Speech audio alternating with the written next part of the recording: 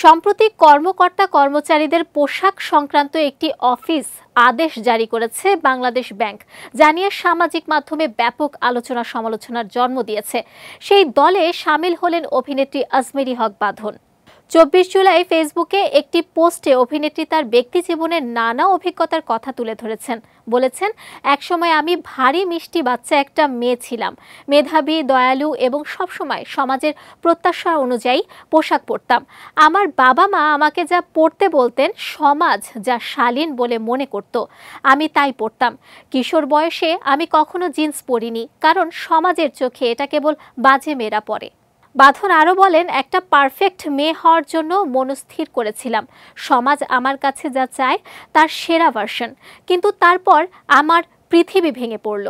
কে কেমন পোশাক পরবে তা নির্ধারণ করে দেওয়ার বিষয়ে বাঁধন বলেন, এই ধরনের জাজমেন্ট আমাকে খুব হতাশ করে, বিরক্ত করে তোলে।